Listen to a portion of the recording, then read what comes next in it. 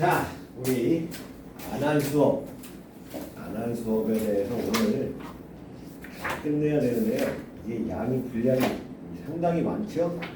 자, 그런데 여러분들이 앞에 거를 열심히 했으면 뒤에 건 별로 안 어려워요. 자, 우리 얘기하기로는 혼합물의 분리부터 시작해서 끝까지 다 해야 되는데 이야 크게 3분의 1이네요. 자, 우선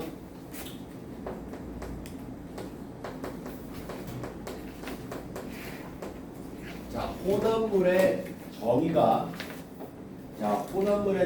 뭐죠?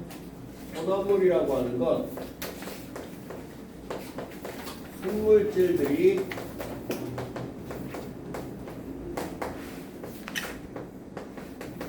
자신의 성질을 그대로 지닌 채로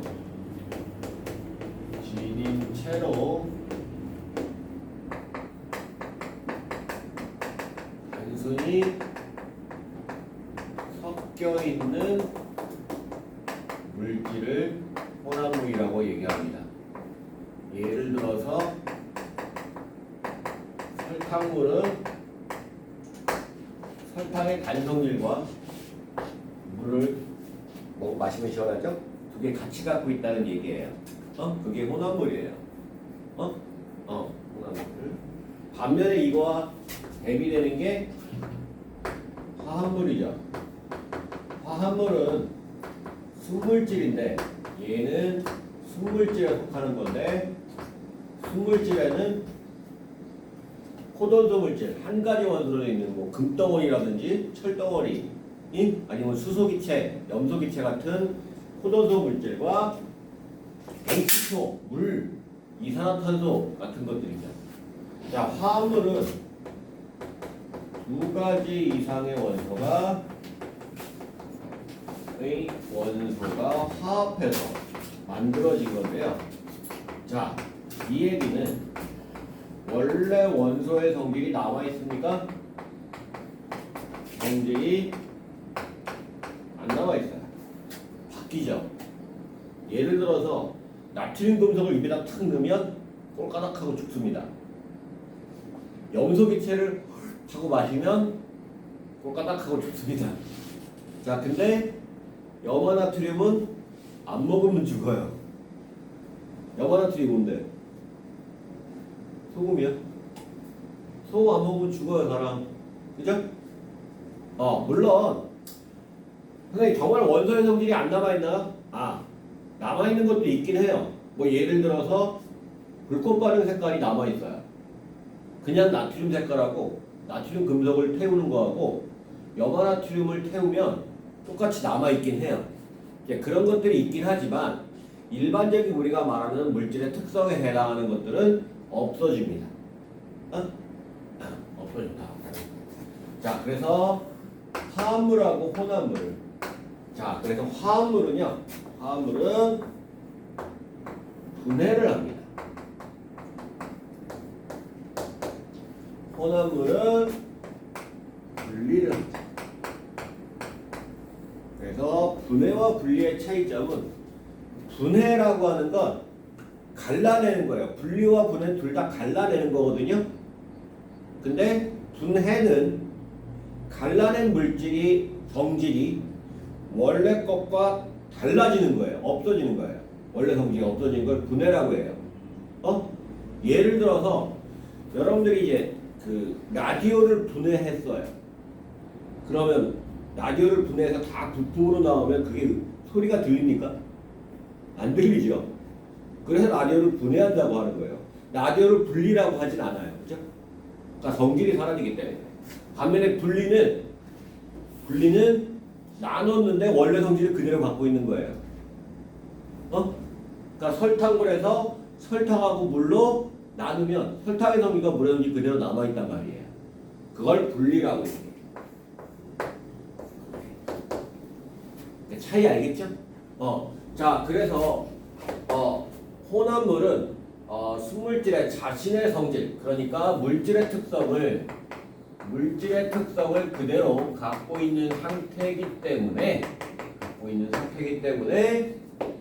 뭐를 이용해서 분리합니까? 얘는 물질의 특성을 이용해서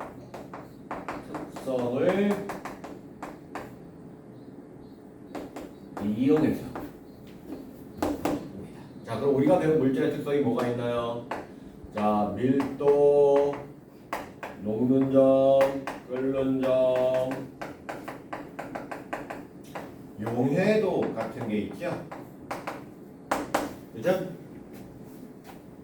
그러니까 앞에 이거 배운 이유가요. 얘 하려고요. 혼합물에 분리를 하려고 배운 거예요. 그 물질의 특성이 요거만 있나요? 아니에요. 여러분들이 이제 배운 물질의 특성 중에 뭐가 있냐면 물리 파트에서 열 부분에서 뭐 배우냐 하면 비열 배우죠. 비열. 그죠? 그것도 물질의 특성이에요. 열팽창률 이런 것도 물질의 특성이고 저항값, 물질의 저항값도 물질의 특성입니다. 그러니까 비저항이라고 해요. 비저항. 1m의 길이에 단면적이 10cm인가? 단면적이 지름이 10cm인 원통형으로 1m 길이를 만다면 양쪽에서 전기를 걸었을 때 얼마나 전류가 흐르는 것을 따져요. 그걸 비저항이라고 해요. 비저항이라고 하는데, 그러니까 물질의 특성은 되게 많아요. 되게 많음에도 불구하고 우리가 이것만 딸랑 배운 이유는 요게 혼합물을 분리할 때 많이 써먹는 물질의 특성이기 때문에 요거를 하는 겁니다. 알겠습니까? 자, 그래서 거기 보시면 자, 제일 처음에 뭐에 대해서 나오냐 하면 밀도 차이에 의한 분리에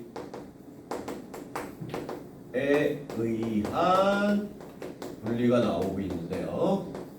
자, 밀도 차이에 의한 분리 첫 번째 고체 플러스 고체인 경우에는 자, 조건이 두 고체를 녹이지 않는 액체를 사용해야 되고요. 두 고체의 밀도의 중간값을 갖는 액체를 활용을 합니다. 자, 그러면 녹이지 않으니까 그냥 밑에 가라앉거나 뜨겠죠? 그런데 두 고체 밀도의 중간값이니까 밀도가 큰 고체는 밀도가 액체보다 큰 고체는 가라앉을 거예요. 반면에 밀도가 액체보다 작은 고체는 뜨겠죠. 자, 예를 들어서 스티로폼과 모래를 섞어 놓은 상태인데 얘를 물에다 집어넣으면 스티로폼 물에 뜨고 모래는 밑에 가라앉겠죠. 그죠? 그렇게 해서 모래와 스티로폼을 분리할 수 있는 거예요. 이해했나요? 뭐 별로 어려운 건 아니죠? 자, 요런 거에 얘는 뭐가 있냐? 그 외에도 뭐가 있냐? 자, 거기 보시면 신선할 달걀 고르기. 달걀이 오래되면요, 달걀 안에서 썩어서 기체가 생겨요. 기체가 생겨서 달걀의 밀도가 작아집니다. 자, 근데 그냥 물의 밀도보다는 크거든요. 그래서 소금을 집어넣어서 소금물을 어느 정도 농도를 맞춘 다음에 달걀을 집어넣으면 신선한 달걀은 밀도가 크기 때문에 가라앉고요. 상한 달걀은 위로 떠요. 옛날에 선생님이 냉장고에 달걀을 이렇게 구석챙이에 원래 달걀 판에 놓잖아요.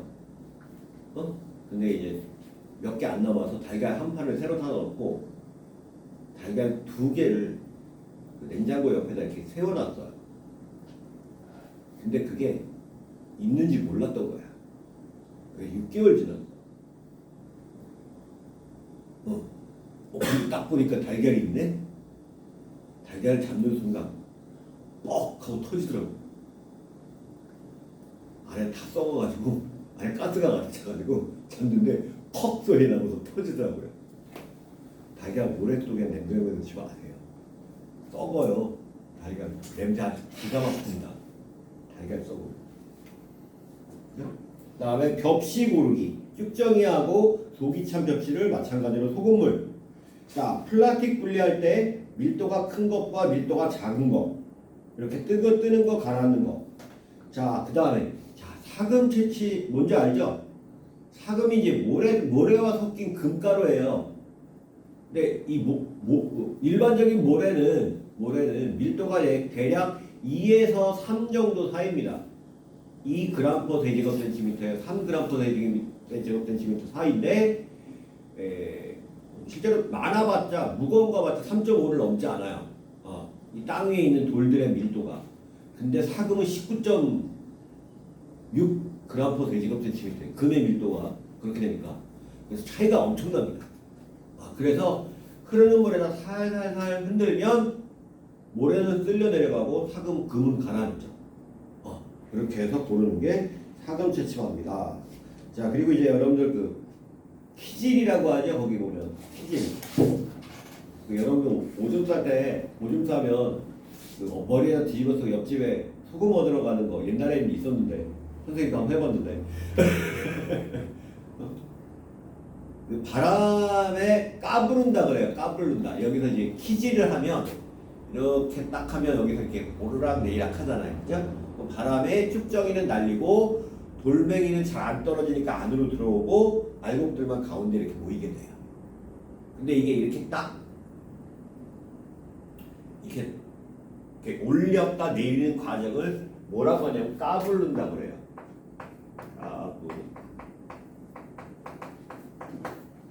여기서 나온 말이 까분다예요. 애가 막 장난치고 그런 걸 까분다고 하잖아요. 그죠?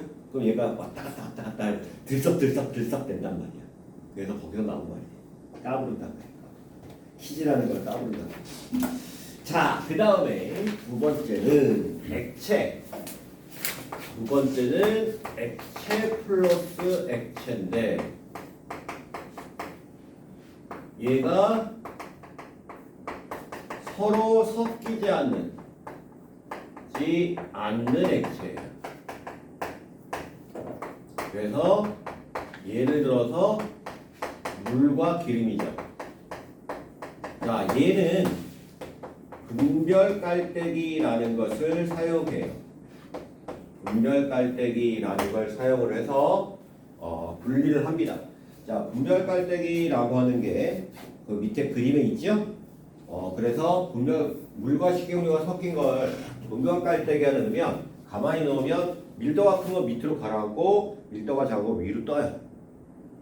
그래서 가만히 냅둬서 밑으로 빼내고 위로 빼내고 하는 과정을 하게 되겠죠. 양이 적으면 옆에 스포이드로 시험관에다가 스포이드를 넣고 하는 방법이 있고요. 자, 밀도가 큰 게 밑으로 가라앉고 밀도가 작은 게 위로 뜬다는 것만 알고 있으면 되고요. 자, 이런 걸 이용하는 게 바닷물에 유출된 기름이 물보다 가볍기 때문에 위에 뜨죠. 그래서 오일 펜스를 딱 가둬서 떠있는 기름을 모아서 뜬 채로 걷어내죠. 그 다음에 곰국에서 지방 분리. 그러니까 여러분들이 뼈를 우려낸 걸 곰국이라고 하는데 거기 보면 식으면 얘가 딱딱하게 위에 그 기름기가 붙어요. 그래서 걷어내면 소기름을 걷어낼 수 있죠. 여러분들 그 삼겹살 구워 먹으면 나오는 기름하고요, 소에서 나오는 기름하고 어떤 게 더 건강에 좋을 것 같아요? 둘 다 나쁘긴 한데 소기름이 더 안 좋대요. 우리 몸에 분해가 더 잘 안 돼서 우리 몸에 쌓인대요. 혈관 속에 쌓이는 기름은 거의 대부분 소기름. 오히려 삼겹살 기름은 분해가 잘 돼서 우리 몸에 활용이 잘 된대요. 삼겹살 먹으라는 뜻이에요. 소먹지 말고.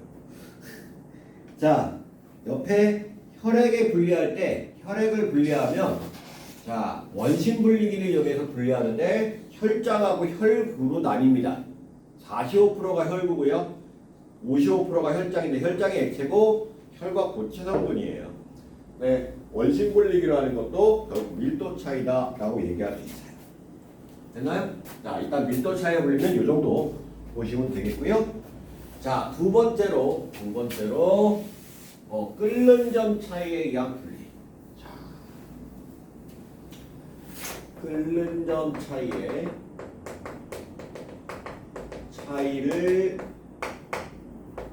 이용한 분리. 있는데 얘는 어떤 경우에 사용하냐면 서로 잘 섞이는 액체 물질일 경우에 사용을 합니다. 서로 잘 섞이는 액체 물질일 경우에 사용하는데 물론 끓는 점이 달라야 되겠죠. 끓는 점 차이가 있어야 된다. 자, 그래서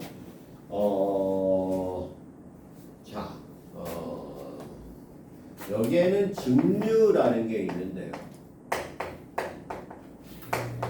자, 증류하고 우리가 비교될 게 증발입니다. 증류하고 증발의 차이점이 뭐예요? 자, 증류는 똑같이 가열을 해요. 증발도 똑같이 가열을 해요. 그렇죠? 그죠? 그런데 증류는 끓으면서 나오는 기체를 모으는 거예요. 증발은요, 기체는 날아가게 냅두고요. 남은 고체를 얻는 것을 증발이라고 얘기해요. 그래서 소금물에서 소금 얻는 것은 증발, 소금물에서 물을 얻는 건 증류예요. 그러니까 바닷물에서 식수 얻는 건 증류, 바닷물에서 소금 얻는 건 증발. 오케이? 이 차이가 그래요. 자, 그래서 나오는 기체를 모으기 때문에 뭐가 필요해요? 자, 끓이는 장치가 필요하고요. 그리고 또 뭐가 필요하냐면 기체를 냉각시키는 장치가 꼭 필요합니다. 두 가지 장치가 필요해요. 자, 그래서 거기 그림에 보면 자, 끓이고 온도계 꽂아놓고 순수한 물을 옆에서 이제 냉각시키는 것까지 이렇게 나오죠. 그죠? 냉각시키는 것까지 나옵니다. 자, 근데 이 끓는 장치를 보면은 자, 그래서 바닷물에서 식수 얻는 거, 소주꼬리로 막걸리에서 소주를 얻는, 전통 소주를 얻는 방법. 자, 이런 것들이 있고요. 자, 이걸 증류라고 하는데 이제 증류를 좀 더 확대시킨 게 뭐냐면 증류를 좀 더 자세하게 분리해서 하는 걸 분별 증류라고 합니다. 분별 증류라고 하는데, 자, 얘는 자 뭐냐면 예를 들어서 물하고 에탄올이 섞여 있어요. 이게 뭐죠? 물하고 에탄올이 섞여 있는 게 뭐죠? 소주요. 소주가 물하고 에탄올이 섞여 있는 거예요. 별거 없죠. 저거 먹고 왜 이렇게 좋아하는지 모르겠어요. 선생님 술 별로 안 좋아하거든요. 술 별로 안 좋아하는데 저거 뭐 이렇게 좋아하는지. 에탄올 별로 안 좋아해요. 자, 에탄올에 끓는 점은 78도씨고요. 물에 끓는 점은 100도씨입니다. 여러분들 소주를 불에다 태우면요, 불 타요 안 타요? 안 타요. 그냥 불 꺼져요. 불에다 소주 뿌리면요, 불 꺼져요. 물이 많기 때문에. 알겠어요? 보드카는 탑니다. 불에다 보드카 뿌리면 보드카 타요. 자, 그럼 소주를 태울 수 있는 방법이 있을까? 네. 어떻게 태우냐면요, 숟가락에다가 소주를 담아요. 그 다음에 라이터 불로 탁 지져요, 밑에서. 그럼 소주가 끓는 거 보입니다. 조금만 있으니까 금방 끓어요. 그렇게 막 보글보글 끓을 때 불을 딱 붙이면 불이 확 붙어요. 파란색 불꽃이 확 나요. 왜? 에탄올이 끓는 점이 낮으니까 먼저 끓는 거야. 지금 에탄올이 끓고 있는 기체가 되기 때문에 기체가 날아가면서 타는 거야.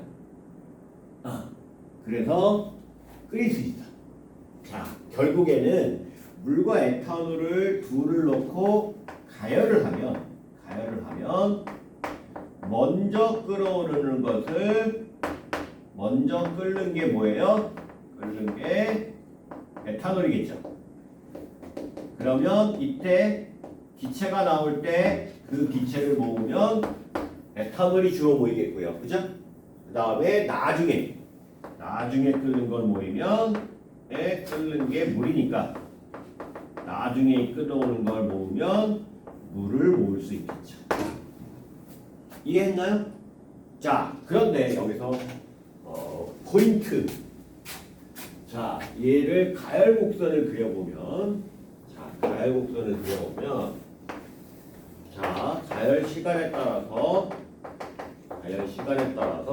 처음에 쭉 온도가 올라갑니다.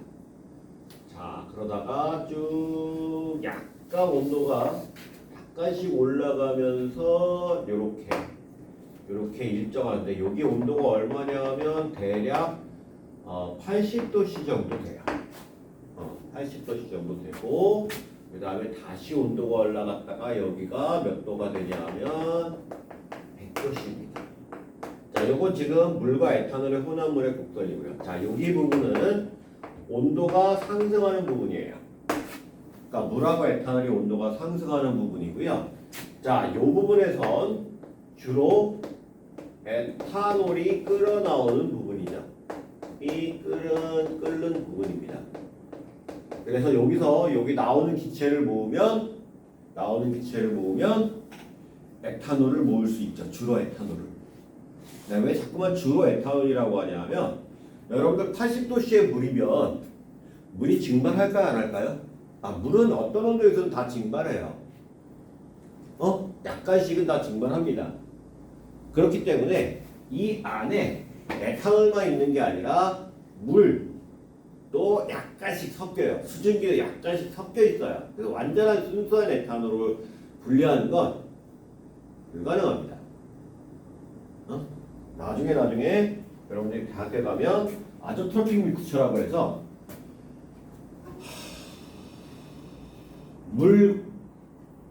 물하고요. 그러니까 에탄올이 97%인가 96%인가 하고 물 4%가 들어있으면요. 물하고 에탄올이 동시에 끓어버리는 현상이 나타나요. 이걸 불변 끓음 혼합물이라고 해서 그렇습니다. 이게 되게 재밌어요. 이 부분을 보면 되게 재밌는데 일반학에서 그러니까 대학교 1학년 때 일반학 책에 나오는데 자 일반학 중에서 일반학 책이요 종류가 엄청 많아요. 쓴 사람들이 많기 때문에 일반학 책을 쓴 사람이 많기 때문에 그런데 자 일반적인 대학교들에서 제일 많이 본 책이 줌달이라는 사람이 쓴 책이 있어요. 줌달의 일반학이라고 많이 나와 있거든요. 제일 쉬워요. 제일 쉬워서 제일 많이 보는 책 중에 하나고요. 서울대학교나 카이스트에서 뭘 보냐면 옥스토비라는 사람이 쓴 책을 봐요. 이 불변 끓음 혼합물은 옥스토비라는 책에 나와 있어요. 저는 대학교 4학년 때 옥스토비 책 봤는데 자 그럼 주로 에탄올이 어쨌든 끓어나와요. 그리고 여기서는 물의 온도가 상승하는 거고요. 물의 온도가 상승하는 부분이고 여기서는 물이 끓어나오는 거죠. 그래서 여기서 기체를 모으면 주로 에탄올, 여기서 모으면 물. 자, 이렇게 모을 수 있다라는 얘기입니다. 자, 그런데 자 이렇게 분별 증류를 하는 장치가 그 다음 페이지에 117페이지에 나와요. 자, 그림이 잘 보이는지 안 보이는지 모르겠지만 잘 안 보이죠? 자, 여기 보시면 세 가지 주의할 점이 있습니다. 자, 거기 보시면 세 가지. 자, 뭐냐면요. 자, 일단 끓인 쪽을 넣어준대요. 자, 일반적으로 이제 액화, 가열하는 거에는 이렇게 끓인 쪽을 넣어주는데 특히 에탄올 같은 유기화합물 같은 것들을 끓일 때는요, 이 끓인 쪽 안 넣어주면 큰일 납니다. 왜냐하면 이제 얘네들이 안 끓다가 갑자기 한꺼번에 다 끓어서 뻑 하고 터져버리는 정도로 폭발적으로 그냥 팍 튀어올라와요. 물은 좀 덜한 편이에요. 물은 그냥 위에 밑에서 끓어오면서 불불불 하잖아요, 그죠? 근데 에탄올을 끓일 때 어떻게 끓냐면 에탄올을 담아서 비커에 담아서 이렇게 끓이잖아요. 그럼 물처럼 뽀글뽀글 끓는 게 아니라요. 갑자기 가만히 있다 갑자기 팍 다 튀어올라와요. 그럼 튀어오르면 불이 붙어버려요. 뜨거우니까 폭발해요. 이런 현상을 방지하기 위해서 끓임 쪽을 넣는 겁니다. 특히 유기화합물 집어넣을 때 이거 안 하면 불나요. 실험하면서 불 많이 냈어요, 애들이. 조교할 때 아주 불 끄느라 가지고 죽는 줄 알았어요. 응? 잘 처리 못해가지고. 불나면 위험하겠죠? 당연히. 근데 생각해보면 별로 안 위험해요.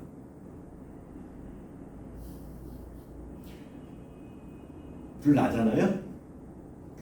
주변에 있는 안 타는 것만 치워주면 끝이에요. 왜? 그거만 타고 끝나니까. 그거만 타면 끝나니까. 그러니까 여러분들 집에서 불 나는 거하고 실험실에서 불 나는 거하고 차이점이 뭐냐면 실험실에서 불 나면 옆에 있는 것만 치워주면 끝입니다. 왜? 실험실 불 안 나거든요. 근데 집에서 불 나면 다 탈 거예요. 그래서 계속 번지는 거죠. 그래서 실험실에 불 나는 게 훨씬 더 낫죠. 크기도 쉽고 자연. 되게 실험할 때 불 나고 그러면 되게 무서워하고 막 깍깍거리고 그러는데 차라리 실험실에서 불 나는 게 경험해보는 게 좋죠. 신나요. 재밌어요. 자, 어쨌든 그래서 끓인 쪽을 꼭 넣어줘야 되고요. 자, 그 다음에 거기 보시면 중간에 유리관 도막이 나와요. 자, 이 유리관 도막은 자 밑에서 끓어오르는 증기가 유리관 도막에 붙으면 액화가 됩니다. 그랬다가 다시 밑에서 오는 열기 때문에 또다시 기화가 되고 그 위에 있는 유리관 도막이 다시 액화가 돼요. 또 기화가 되고 또 액화되고 기화 액화를 반복하면서 보다 더 순수한 용액을 얻을 수 있는 조건을 마련하는 거거든요. 요거는 나중에 여러분들이 공부를 열심히 해서 선생님이랑 화올 수업을 하게 된다 그러면 요걸 배우게 돼요. 왜 이렇게 되는지. 이 유리관 도막은 그래서 좀 더 끓는 점이 낮은 성분들을 더 잘 분리할 수 있게 만들어주는 역할을 하는 게 이 유리도막입니다. 이게 많으면 많을수록 보다 더 순수하게 분리할 수 있어요. 그 다음에 온도계 위치가 액체에 담그는 게 아니라 날아가는 기체의 온도를 측정하는 거예요. 그러니까 옆으로 넘어가서 냉각기라고 하는 부분에 들어가는데 그 냉각기가 어떻게 생겼냐면 그림이 잘 안 보이죠? 자, 냉각기가 자 이렇게 안에 유리관이 이렇게 있고요. 유리관 바깥에 또 다른 유리관이 이렇게 둘러싸고 있는 거예요. 그리고 여기에 물을 넣는 구멍과 물이 나오는 구멍이 있어요. 여기 기체가 통과하면서 여기가 물이 가득 차 있으니까 냉각돼서 떼구르르 굴러서 여기서 다음에 이쪽에 모이게 되는 겁니다. 그걸 리비히라는 사람이 만들었다고 해서 리비히 냉각기라고 하거든요. 자, 어쨌든 이렇게 들어갈 때 이 기체의 온도를 측정해야 기체가 무언지 알 수 있죠. 그 기체의 성분이 뭔지 알 수 있고요.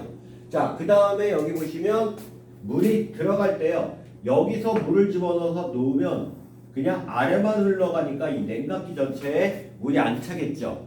그래서 아래서부터 물이 차워서 위로 나오게끔 해야 돼요. 이것도 되게 중요한 것 중에 하나입니다. 요거는 가끔가다 과거에서 실험적인 걸로 많이 물어보는 것 중에 하나고요. 연결관과 연결관 사이에는 바세린 같은 걸 많이 발라줘요. 그래서 빠지지 않게, 기체가 빠지지 않게 해주는 역할을 합니다. 자, 그래서 분별 증류를 이용하는 게 원유를 분류하는 거예요. 원유가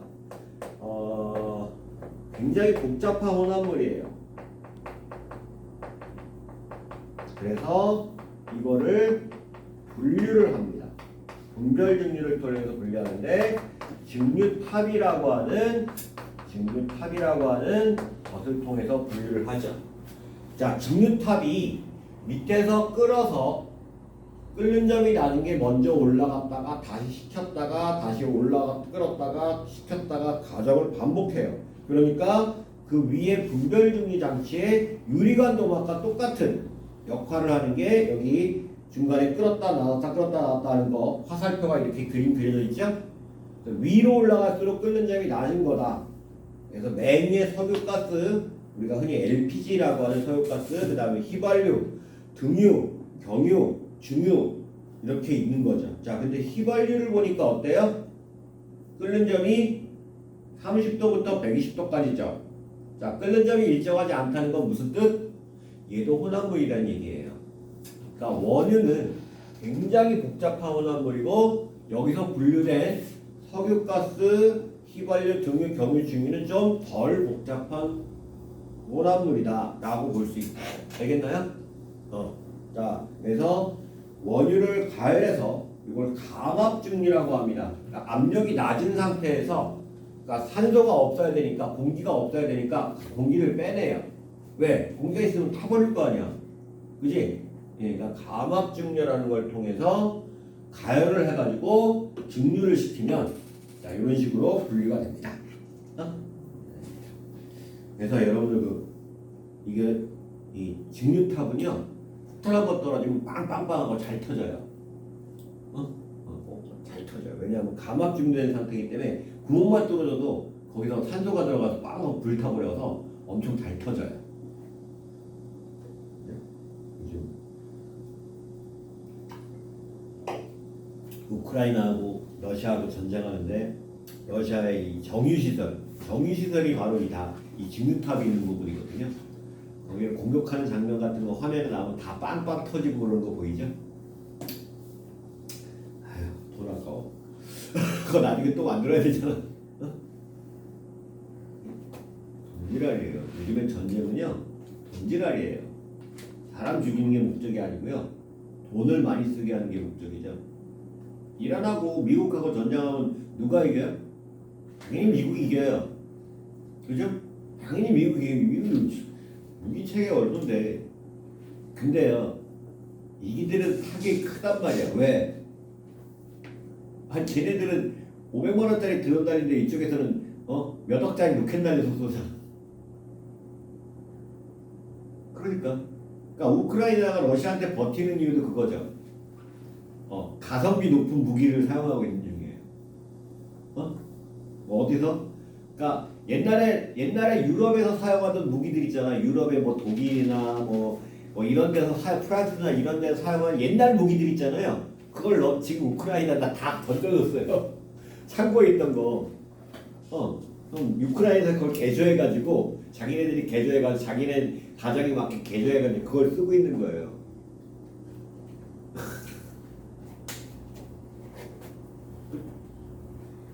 일단 가성비 높게 싸우고 있어요. 우크라이나가 잘 버티고 있는 중이에요. 이러다가 러시아가 아이씨 열받는데 하고서 핵폭탄 쏘기 시작하면 큰일 나는데 그죠? 그러진 않겠죠? 아무리 비인간적이라도 핵폭탄을 쏘면 끝난다는 건 알고 있겠죠? 자, 어쨌든 그래서 끓는 점을 이용한 분리, 원유를 분리할 때 사용을 한다. 자, 마지막으로 이제 뭐냐 하면 용해도 차이를 이용한 분리가 있습니다. 자, 용해도 차이를 이용한 분리는요. 자, 용해도 차이를 이용한 분리는 여러 가지가 있어요. 이용한 분리는 자, 우선 첫 번째로 거름. 자, 거름 장치가 뭐냐면요. 말 그대로 예를 들어서 소금하고 모래하고 섞여 있어. 그러면 물에다 녹이면 소금은 녹는데 모래 안 녹잖아. 그 다음에 걸러내. 그러면 모래는 건져지고 소금물만 내려가서 나중에 증발시키면 소금을 얻을 수 있겠죠. 그러니까 거름 장치라고 하는 것은 근본적으로 뭐야? 한 가지 성분을 녹여서 없애는 거죠. 안 녹이는 걸 걸러내는 거니까 용해도를 이용한 거라고 얘기할 수 있어요. 알겠나요? 자, 그 다음에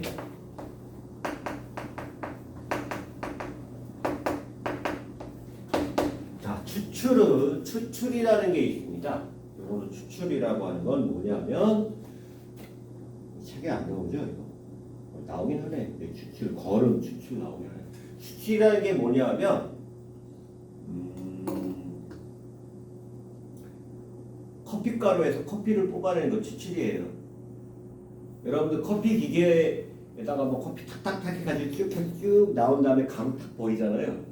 그 커피 가루에서 커피 액체만 뽑아낸 거예요. 그게 추출이에요. 알겠어요? 뜨거운 물을 넣어가지고 커피 성분만 뽑아낸 거죠. 추출이에요. 그게. 알겠습니까? 네, 그런 거다. 자, 그 다음에 두 번째. 자, 재결정. 그 다음에 분별결정. 이거 하는 방법은 똑같아요. 근데 차이가 뭐냐면, 자, 재결정이나 분별결정이라고 하는 건 하는 방법은 똑같은데, 얘는 재결정이란 말은 뭐가 포함되면 되냐면 불순물 제거라는 말이 제거라는 말이 포함이 되면 재결정이라고 보고요. 그 다음에 분별결정은 섞인 양이 비슷해서 이쪽도 없고 이쪽도 얻은 방법을 분별결정이라고 해요. 그러니까 용해도 차이에 의해서 뭐에 따른 얘네들은 뭐냐면, 자, 얘는 하나는 녹이고 하나는 안 녹이고 이런 것들을 이용하는 건데, 그러니까 녹고 안 녹고를 이용하는 건데, 얘는 둘 다 녹지만 온도에 따른 용해도 차이를 이용합니다. 또 차이를 이용을 해요. 그래서 일반적으로 고체 온도가 높아지는 고체 용해도는 높아지죠. 자, 그런데 이렇게 용해도가 온도에 따라서 높이 차이가 큰 거는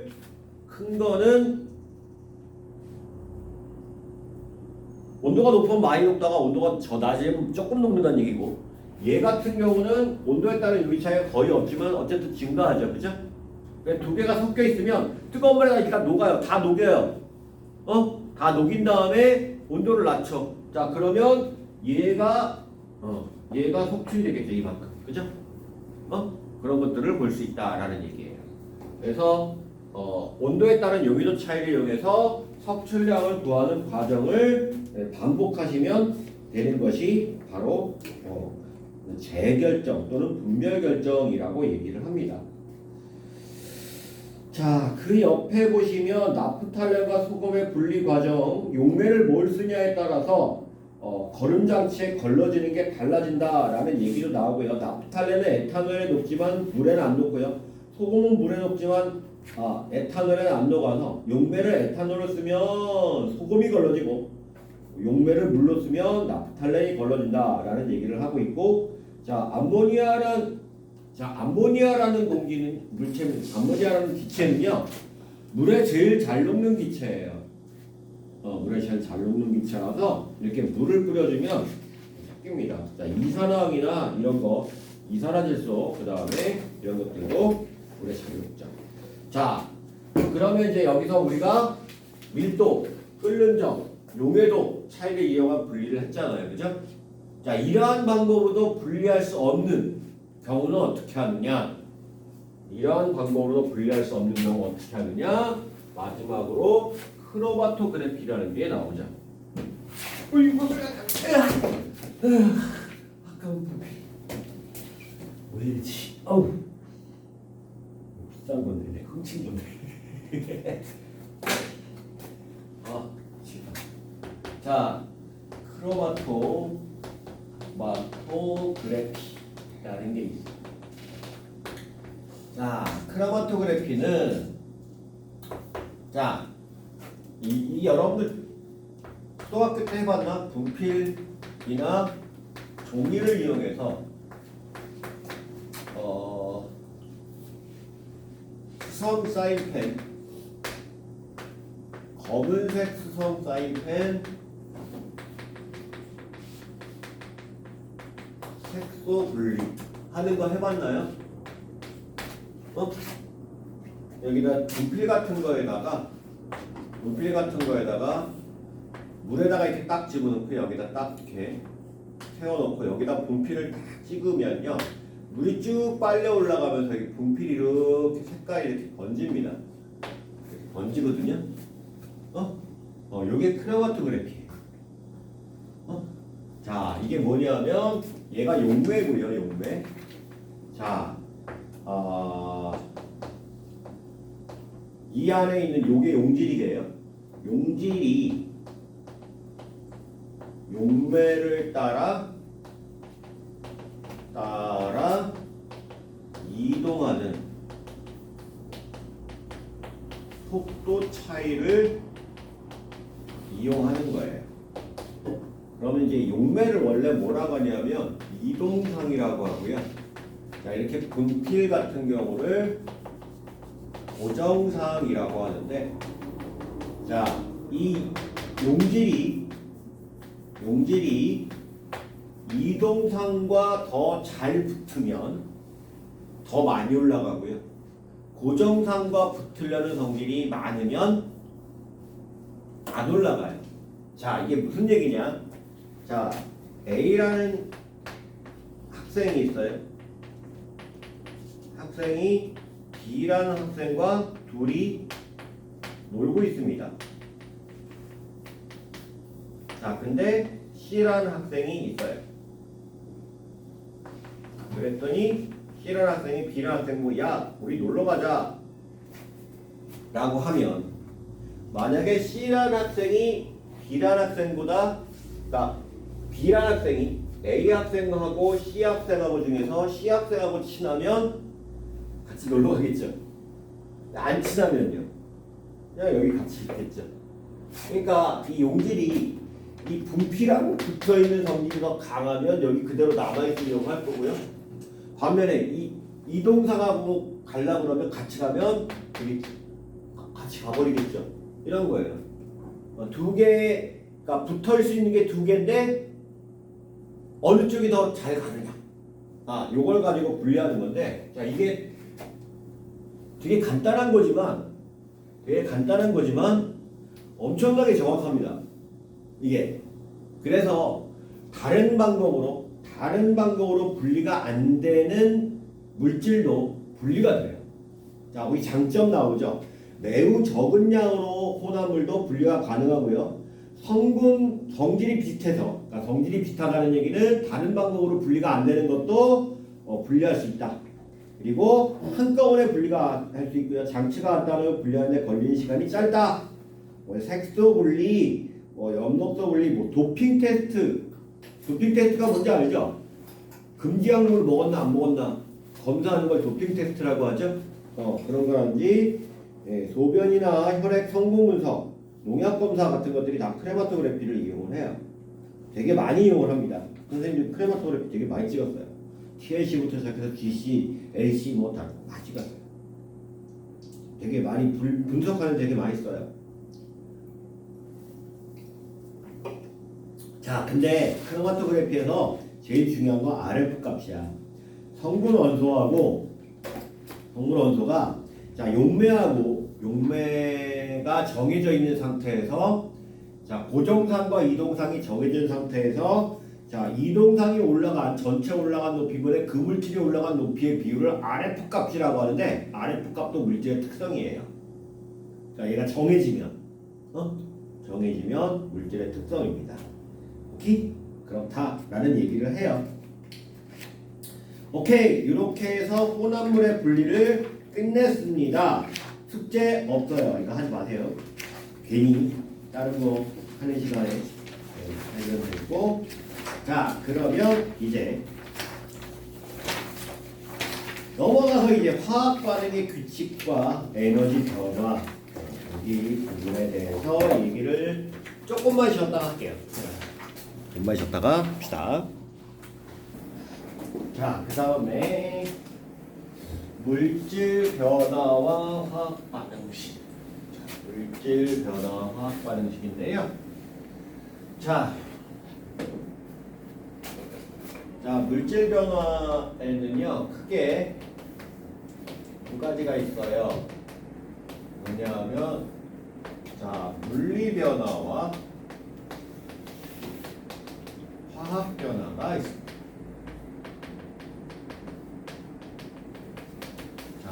물리 변화는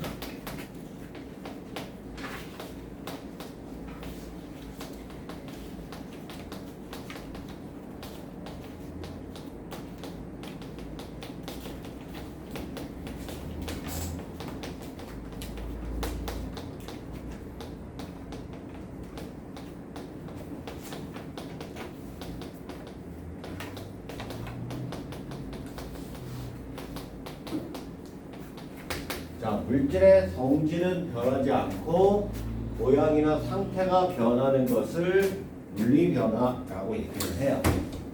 자, 반면에 화학 변화는 물질의 성질이 바뀌는 거예요. 의 성질이 변하는 것을 말합니다.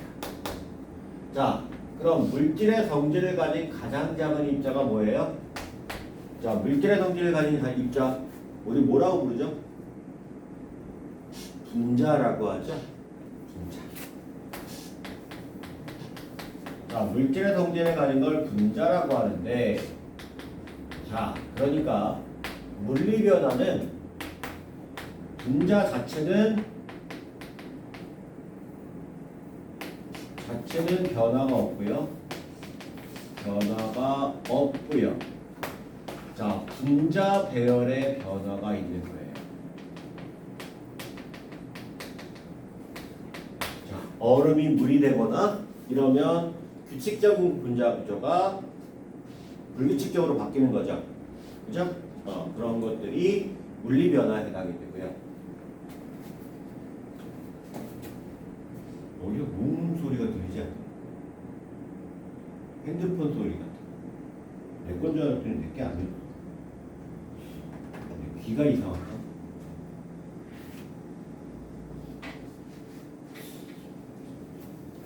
자, 반면에 얘는 새로운 분자가 만들어지는 거예요. 분자. 자, 그러니까 새로운 분자가 생성되려면 원자 배열의 변화가 나타나는 거예요. 변화가 나타나는 자, 하지만 둘 다 동시에 원자 종류와 수의 변화는 없어요. 없습니다. 화학 변화나 물리 변화나 없다.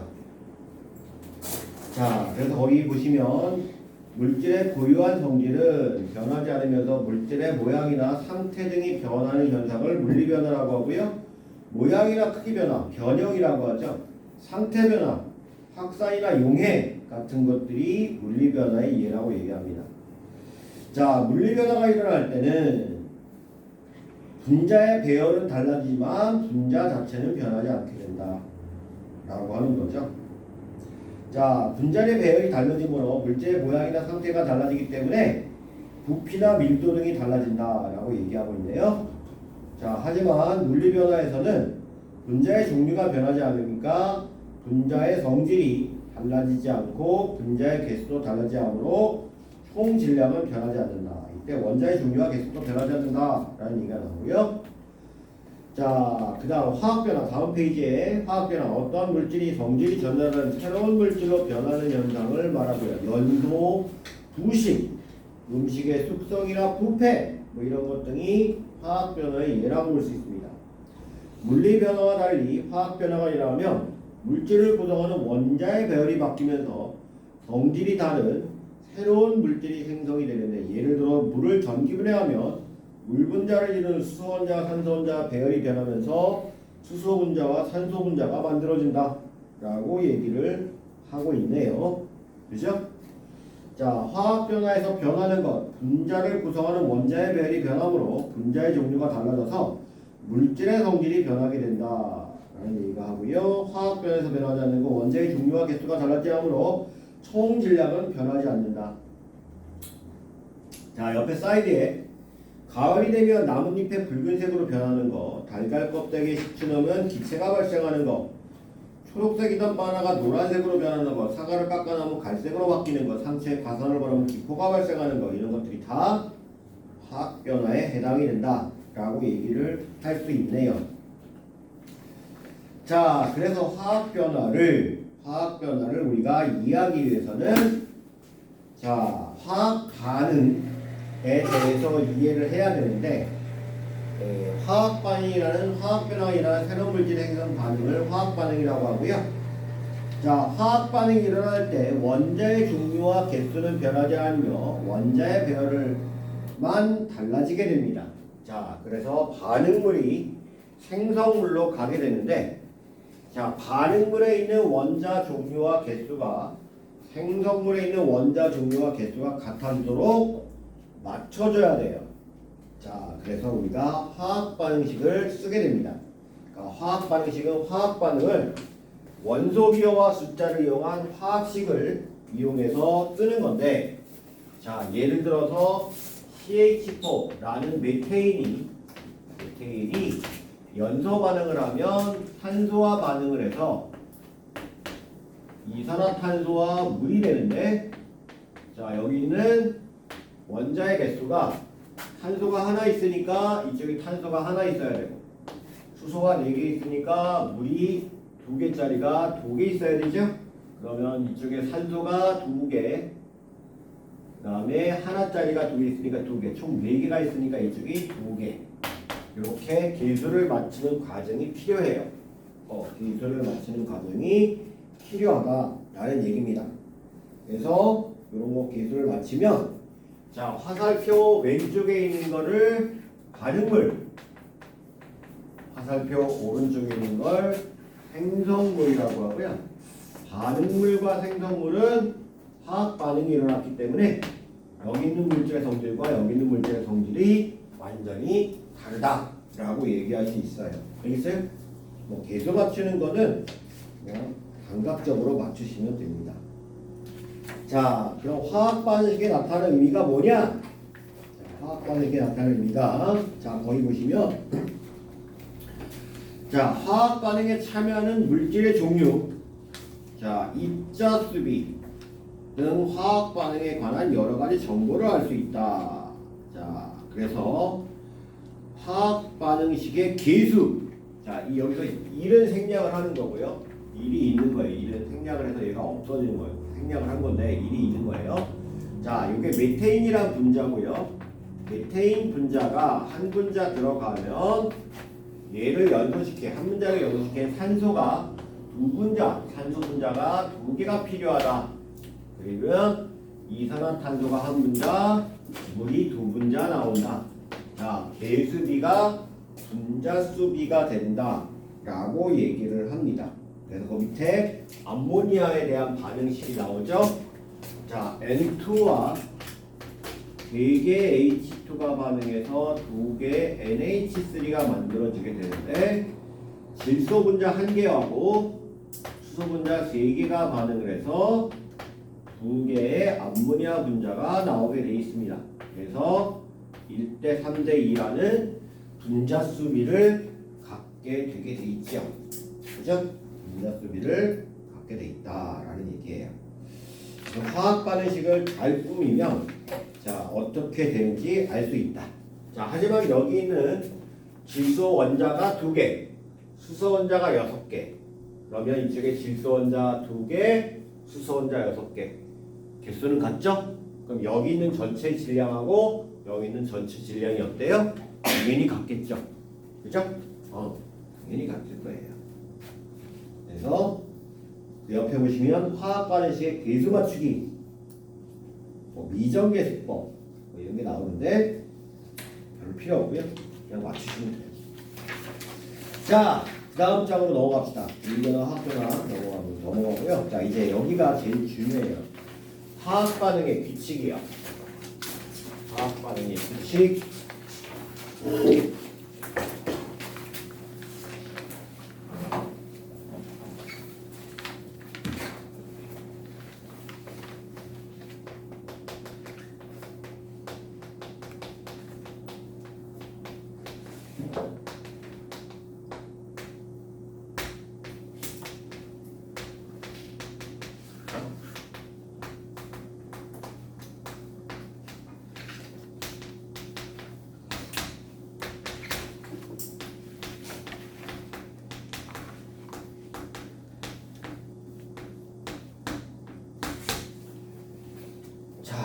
질량 보존의 법칙이라고 하는 것이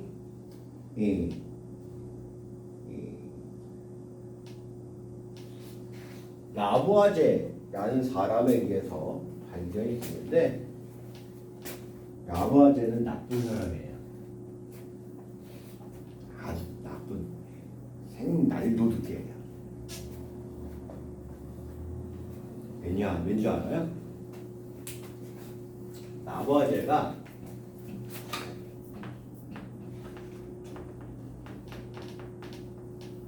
27살 때 결혼을 했거든요.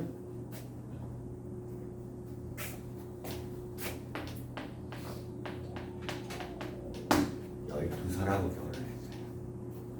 나쁜 놈이죠. 지금 시대면 철컹철컹 잡혀가야 될 사람이죠. 초등학교 몇 학년이야? 12살이면 초등학교 5학년, 6학년? 6학년이야? 5학년? 5학년이죠. 몇 살 차이? 15살. 우와. 말도 안 되죠. 되게 웃겨요. 근데요, 이 라부아제가 원래 프랑스 사람이거든요. 프랑스 사람인데 라부아제 원래 과학자이긴 하지만 원래 직업이 뭐냐면 세금관리원이었어요. 세금관리원. 그 영주 밑에서 영주가 세금 걷는 거 관리하는 사람이었어요. 그래서 세율 어떻게 하고 막 이런 거 따지는 그런 사람이어서 한마디로 영주 밑에서 일하는 사람이었죠. 근데 이제 그 세금 관리원을 관리하는 총 책임자가 딱 보니까 라부아제가 똑똑하단 말이야. 그래서 딸을 시집 보내야 되겠다라고 생각했는데 왜 그렇게 생각했냐면 그 당시는 이제 계급 사회다 보니까 영주가 하자는 대로 다 해야 돼. 근데 영주가 딱 보니까 그 총 책임자 딸이 이쁘거든. 그래서 내 첩으로 들어라. 그런 거야. 그래가지고 안 되겠다. 빨리 시집 보내야지. 해가지고 딱 보니까 라부아제가 똑똑하니까 시집을 보낸 거야. 응? 웃기죠. 어쨌든 그래서 12살에 결혼했는데 이 라부아제가 저 12살짜리 부인이요. 천재예요. 천재. 오히려 라부아제보다 더 천재. 5개국어를 했습니다. 그러니까 12살부터 어쨌든 5개국어를 했대요. 그 당시. 원래 프랑스 사람들이요. 되게 웃긴 게 프랑스 사람들은 다른 외국어를 배우질 않아요. 일부러. 우리나라 말이 제일 좋다. 프랑스 말이 짱이야. 해가지고 외국어를 배우지 않아요. 원래 이제 라부아제가 질량 보존의 법칙을 증명하려고 했던 이유가 이거를 이제 증명하려고 하면 정밀한 저울을 만들어야 되는데 그 정밀한 저울을 만드는 기술이 영국에밖에 없었어요. 근데 라부아제가 영어를 몰라. 그래서 부인이 그 라부아제 대신에 그 저울을 만드는 기술을 번역해가지고 라부아제가 정밀한 저울을 만들 수 있게 해줘요. 그래서 질량 보존의 법칙을 증명할 수 있는 아주 중요한 역할을 하죠. 역할을 하죠. 근데 어쨌든 라부아제는 나중에 이 영주 밑에서 일했다 하는 명목하에 이 프랑스 혁명 때 단두대 목이 잘려 죽습니다. 근데 그렇게 됐던 결정적인 이유는 부인이 맨날 사치하고 다녀서 그래요. 부인이 귀족지시를 하고 다녀가지고 그랬거든요. 부인도 죽었겠지? 아니에요. 안 죽었고요. 다른 남자랑 결혼해서 오래오래 살다가 죽었어요. 완전 무슨 막장 드라마 이 막장 드라마예요. 자, 어쨌든 질량 보존의 법칙은 뭐예요? 반응물 질량하고요. 반응물 질량하고 생성물 질량이 같다는 것이 질량 보존의 법칙입니다. 이게 왜 성립해요?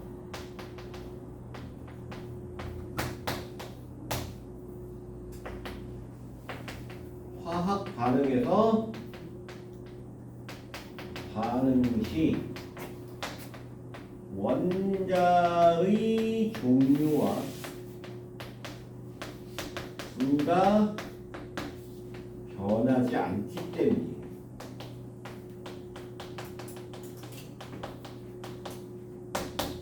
자, 문제는 라부아제가 이걸 몰랐어요. 그러니까 그냥 실험적으로만 반응물과 생성물의 질량이 똑같아 라는 거를 증명을 했어요. 그럼 이건 누가 얘기한 거냐면 요거는 볼턴이 란 사람이 원자설을 통해서 얘기를 해서 얘를 얘가 맞다는 것을 증명을 하죠. 그래서 이 라부아제는 원자라는 개념조차도 몰랐어요. 원자라는 게 뭔지도 몰랐고, 그랬어요. 자, 어쨌든 그렇다. 자, 그래서 24페이지에 보시면, 자, 화학 변화가 일어날 때, 자, 물리 변화가 일어날 때도 질량 보존의 법칙은 성립합니다. 분자의 개수가 없어지거나 변하지 않기 때문에 물리 변화에서도 성립합니다. 자, 화학 변화가 일어날 때 당연히 성립하겠죠? 자, 거기서 앙금 생성 반응. 자, 앙금 생성 반응. 첫 번째로 앙금 생성 반응이 있는데, 자, AgNO3 질산은 더하기 염화나트륨 NaCl을 하면요, AgCl이라는 앙금이 생기고 나머지 NaNO3가 생깁니다. 자, 그러면 여기 은이 있고 여기 은이 있죠? 여기 질산이온이 있고 질산이온이 있습니다.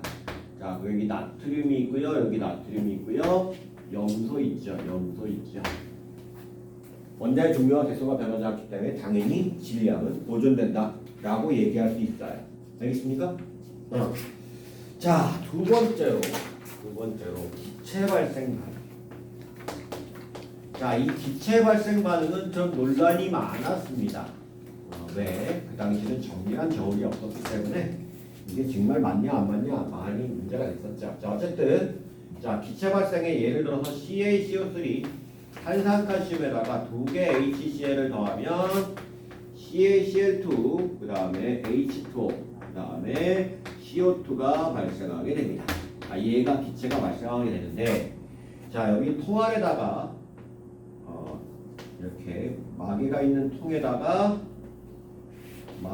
통에다가 여기다가 탄산칼슘을 집어넣고요.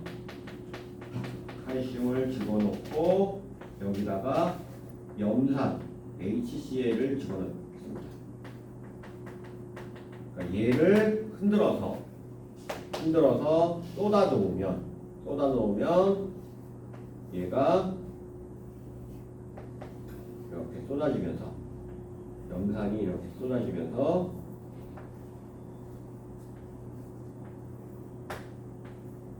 뽀글뽀글뽀글하고 기포가 발생을 하게 되겠죠. 자, 하지만 얘는 질량이 어때요? 같아요. 그죠? 같아요. 왜? 뚜껑을 닫아놨기 때문에 기포가 빠져나가지 않고 여기 모이기 때문에 똑같습니다. 자, 하지만 얘를 뚜껑을 열어버리면, 뚜껑을 이렇게 열면 기체가 빠져나가죠. 그죠? 기체가 빠져나가기 때문에 CO2가 빠져나가니까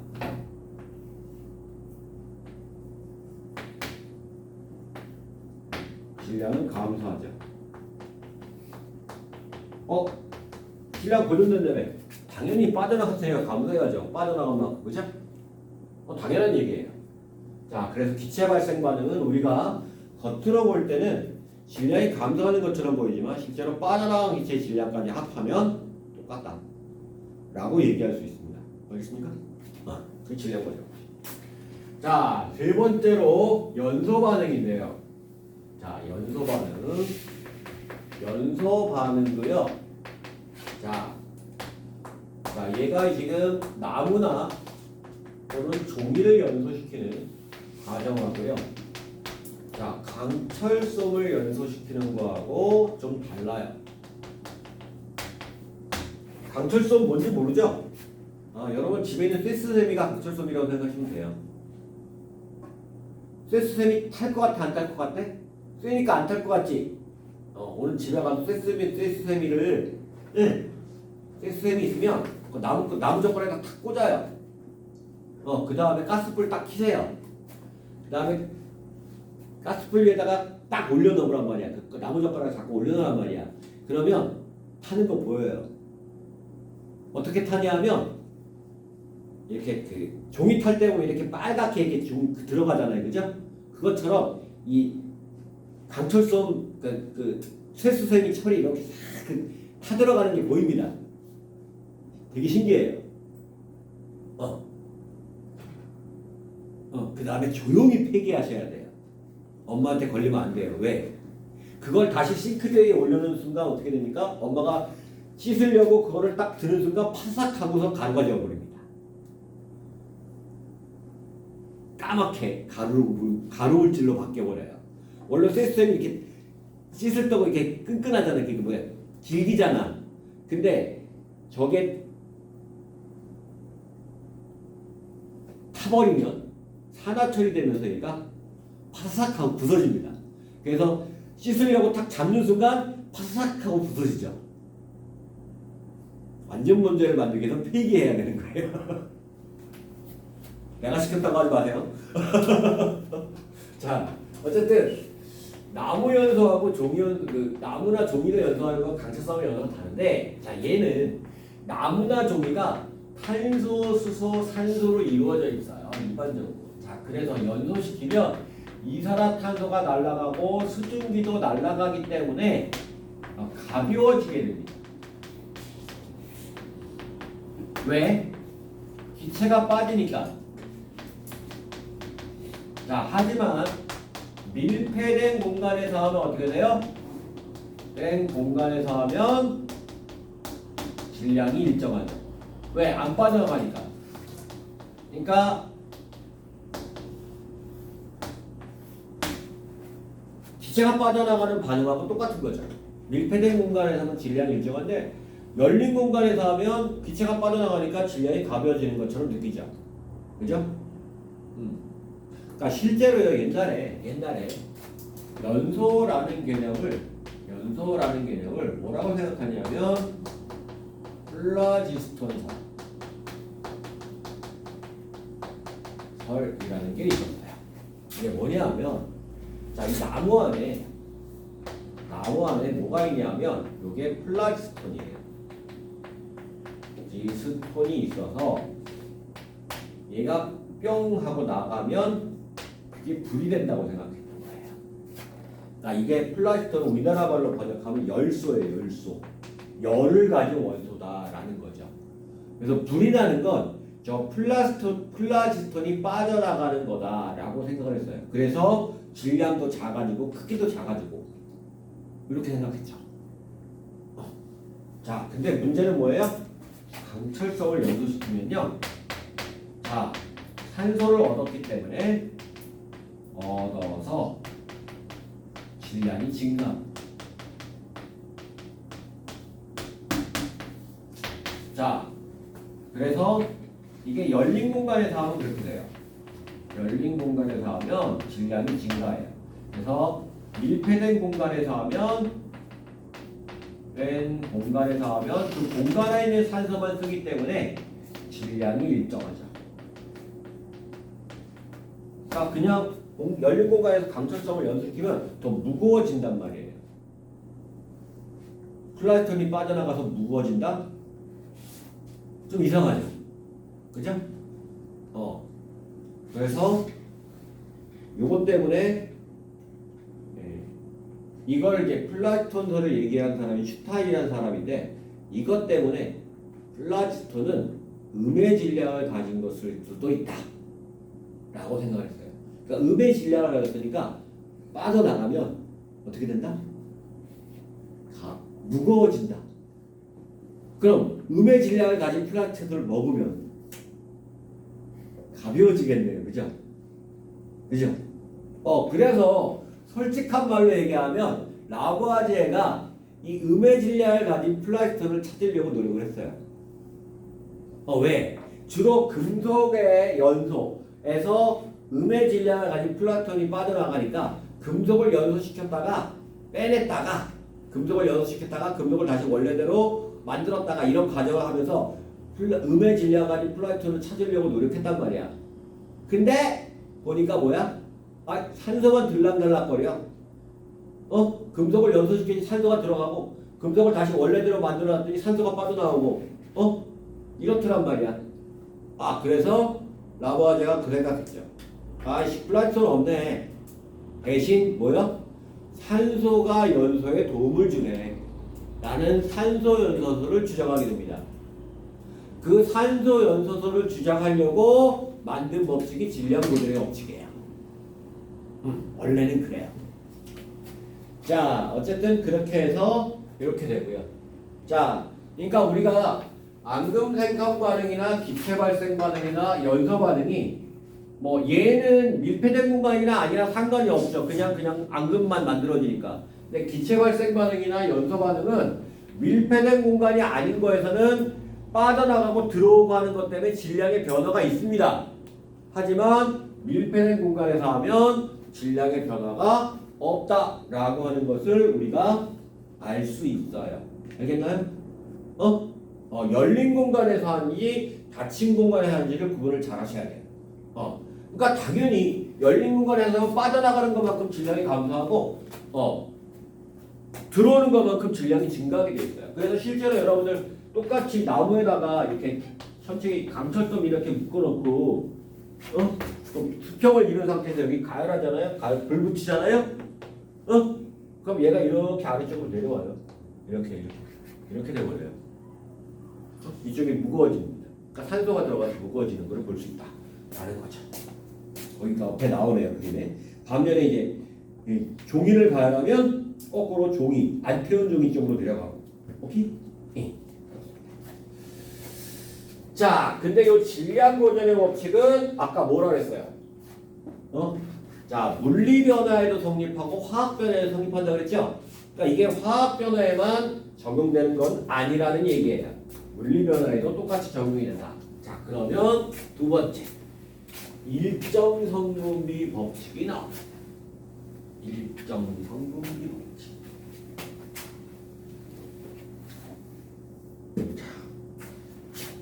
두 번째가 일정 성분비 법칙.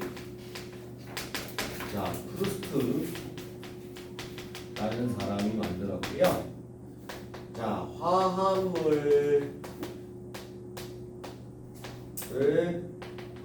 형성할 때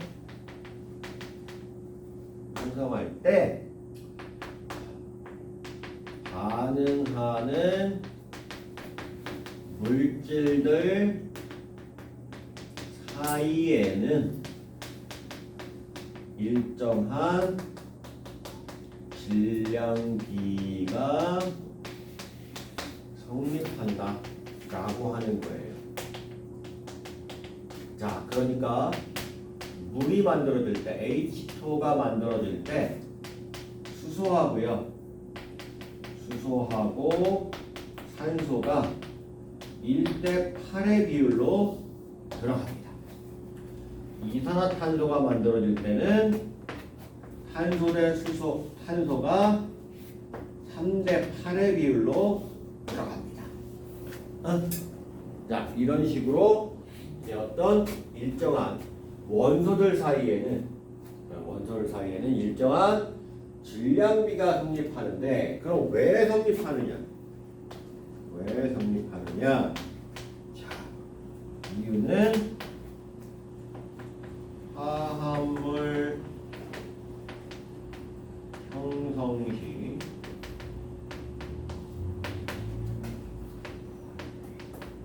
반응하는 원자 개수가 정해져 있기 때문에.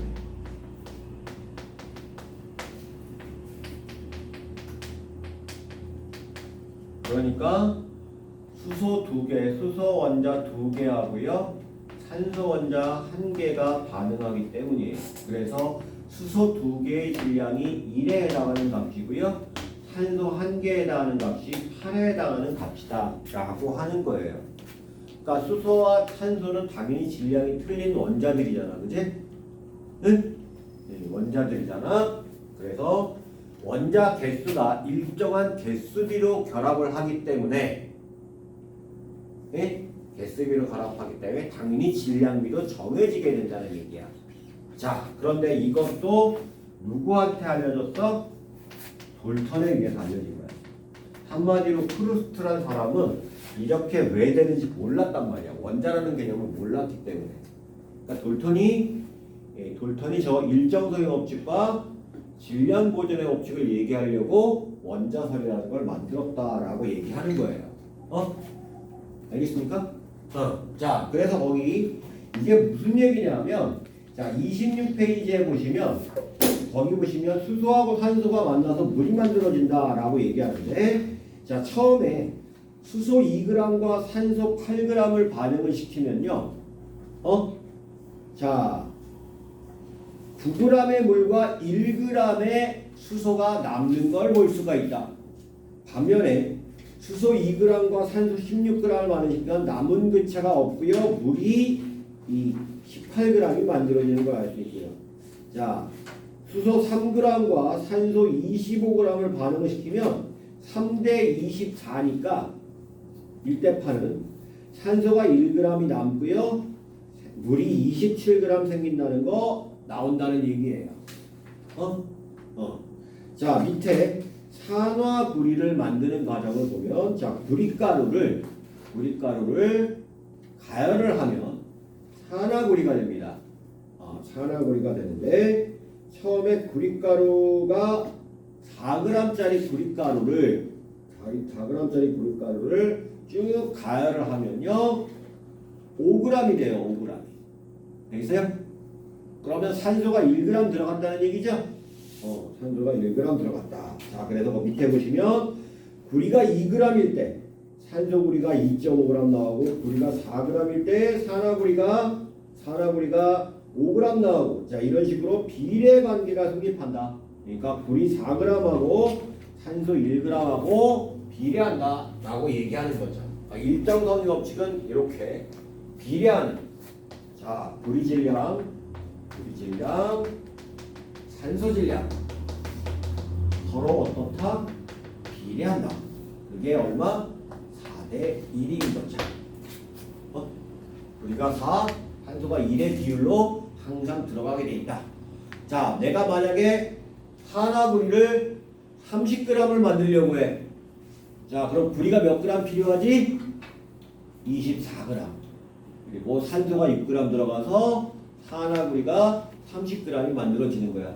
항상 산소 대 구리가 1대4, 구리 대 산소가 4대1 비율로 들어가게 돼 있다 라는 얘기예요. 그게 일정성의 법칙이다. 왜? 구리 한 개의 질량과 산소 한 개의 질량이 정해져 있기 때문에, 그 정해진 개수비로 만들면 그 정해진 질량만큼의 비율이 된다 라고 하는 거예요. 그게 일정성의 법칙이다 라고 얘기를 합니다. 자, 그래서 자, 일정성의 법칙은 그 밑에 다음 장에 보시면, 자, 원자 한 개의 질량비를 알면 이게 얼마나 질량비가 되는지 금방 알 수 있는데, 여러분들 이제 원자 한 개의 질량을 여러분 나중에 화학원에 가서 배우게 돼요. 그죠? 우리는 배웠어요. 몇 명은 배울 거예요. 그죠? 지선.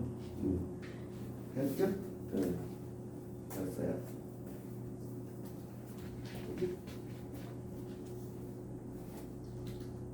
원자의 질량을 배워서 거기 보면 수소가 1이고 산소가 16이고, 그래서 수소 2개와 산소 1개가 만나면 2대 16해서 1대 8이 되고요. 이런 거죠. 알 수 있고요. 그 다음에 볼트 너트 가지고 볼트 몇 개와 너트 몇 개를 가지고 몇 개를 만들 수 있느냐, 이런 거 따지는 거는 어렵진 않습니다. 되게 쉽죠. 레고 블록 만드는 거라고 생각하시면 돼요. 쉽게 만들 수 있다라는 겁니다. 자, 이게 일정성리 법칙. 그 다음에 세 번째가 마지막으로 빛의 반응의 법칙. 반응의 법칙이라고 해서요. 자, 이거는 게이리삭이라는 사람이 만들었다. 이 게이리삭의 법칙이라고도 얘기를 합니다. 자, 근데 이 기체 반응의 법칙이 성립하려 그러면 자, 여기서 반응하는 기체들 사이에는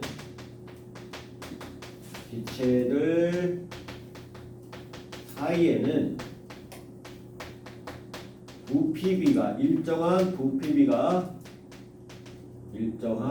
부피비가 성립한다라고 하는 거예요. 자, 질량비하고 부피비가 타입분이지 일정의 법칙과 기체 반응의 법칙은 말만 질량 얘는 질량비 얘는 부피비 그러니까 기체만 이해해야 돼요. 그러니까 예를 들어서 수소 기체하고요 산소 기체하고 만나서 자 여기서 뭐가 돼야 돼? 수증기가 된다 그러면 얘가 2대 1대 2의 비율로 들어갑니다. 그러니까 수소가 2부피 들어가고 산소가 1부피 들어가서 수증기가 2부피가 나온다는 얘기예요. 이런 식으로 나온다 라는 얘기예요. 자, 근데 여기가 얘를 성립하게 하려고 그러면 뭐가 필요하냐면 그 안에 들어있는 자 29페이지 넘어가서 자 기체의 부피와 분자수 기체의 부피와 분자수 온도와 압력이 같다면 29페이지에 온도와 압력이 같다면 그 안에 들어있는 기체 분자수가 어떻다? 똑같다. 기체의 종류에 관계없이 똑같다라고 하는 요게 뭐냐 하면 아보가드로의 법칙이라고 합니다. 자, 거기 29페이지에 3번에 2번에 기체 반응의 법칙, 그 다음에 3번에 기체의 부피와 분자수에 3번에 기체의 부피와 분자수에 밑줄 쫙 꺼놓고 온도와 압력이 같아 모든 기체는 같은 부피수에 같은 개수의 분자가 들어있다라고 하는 말에다가 뭐라고 써놓냐면 아보가드로의 법칙이라고 써주세요.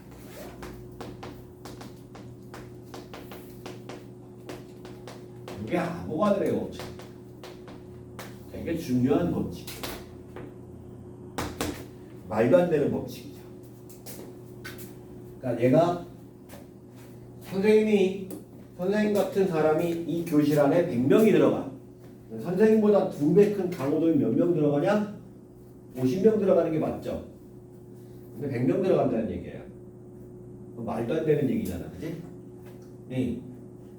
그러니까 기체 분자들이 분명히 크기가 다르잖아, 그치? 그럼에도 불구하고 같은 개수가 들어간다라고 하는 거예요. 왜 그래요? 그러니까 여기서 기체의 부피라고 하는 개념이 기체 입자의 크기가 아니라 기체 분자 자체의 크기가 아니라는 거예요. 분자 자체 크기가 아니고요. 뭐예요? 기체가 움직이는 공간의 크기예요. 여기는 공간의 크기입니다. 그러니까 기체가 이렇게 왔다 갔다 하면서 채우는 공간의 크기가 기체의 부피라는 거예요. 그래서 큰 분자들은 천천히 하면서 공간을 채우고 작은 분자들은 빨리 움직여서 공간을 채우기 때문에 똑같은 공간의 크기를 갖는다는 얘기예요. 그래서 기체에다만 해당이 되는 겁니다. 이거 기체에만. 그래서 기체 반응의 법칙이에요. 그래서 요 기체 반응의 법칙에서 보면 이렇게 간단한 정수기가 되는데, 자 여기서 수소가 2부피, 산소가 1부피, 2개의 수증기. 자 이런 식으로 요 개수의 비가 2대 1대 2죠. 개수의 비가 부피비가 돼요. 개수의 비가 부피가 돼서, 자 아까 개수비가 뭐라 그랬어요? 개수비가 분자수비가 된다고 했죠? 그리고 얘가 기체라면 부피비도 됩니다. 부피비도 된다. 기체라면 부피비도 된다. 라고 얘기할 수 있어요. 그래서 화학 반응식을 잘 세워야 한다라는 얘기를 할 수가 있겠죠. 오케이? 예. 자, 33페이지에 있는 얘기를 잠깐 한번 보죠. 33페이지에 있는 얘기를 보시면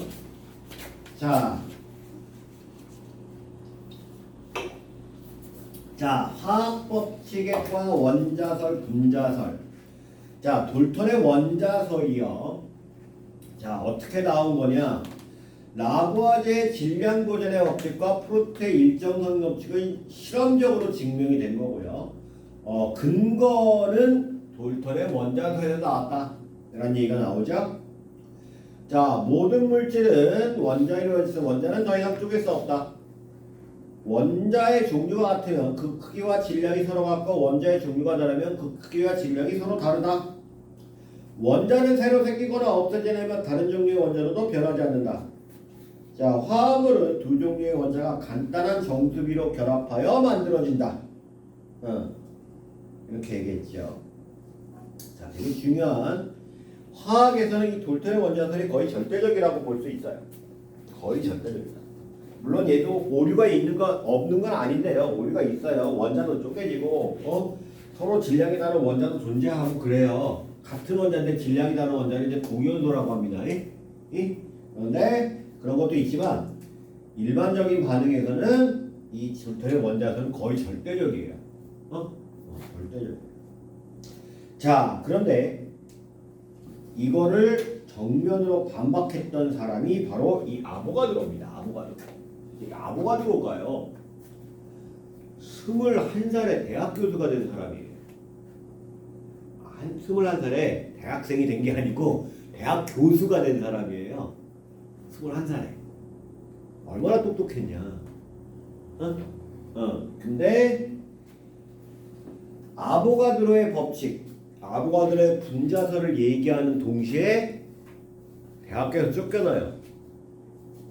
왜? 돌턴이 얘기한 거랑 다르다고. 돌턴이 그만큼 그 당시에 거의 화학의 신이었어요. 신. 근데 돌턴의 얘기를 정면으로 반박한 얘기를 했기 때문에 대학교에 26살에 쫓겨납니다. 농사 짓다가 죽어요. 62살인가에 죽어요.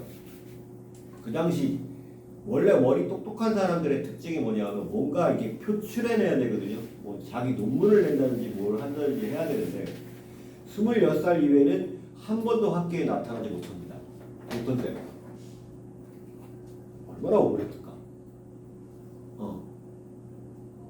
그러니까 차유리가 뭔가 하고 싶은데 그냥 집에 가만히 갇혀 있어. 억울해 안 억울해?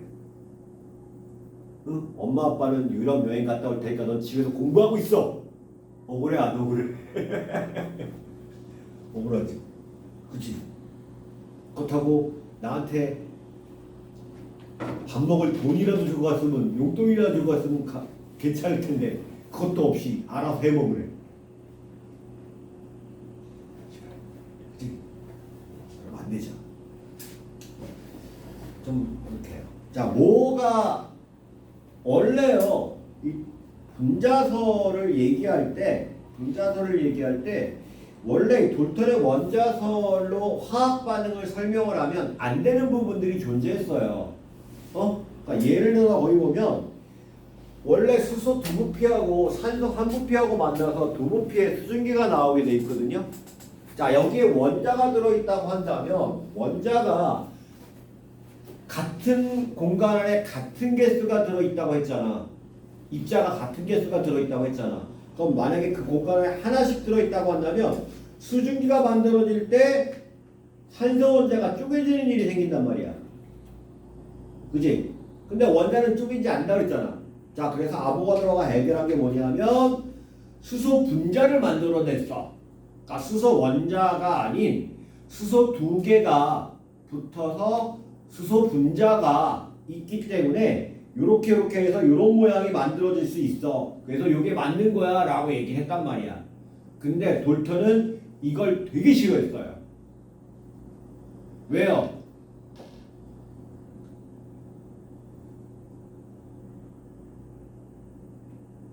돌턴은 같은 원자가 결합하는 건 있을 수 없다라고 봤어요. 왜? 성질이 같으니까.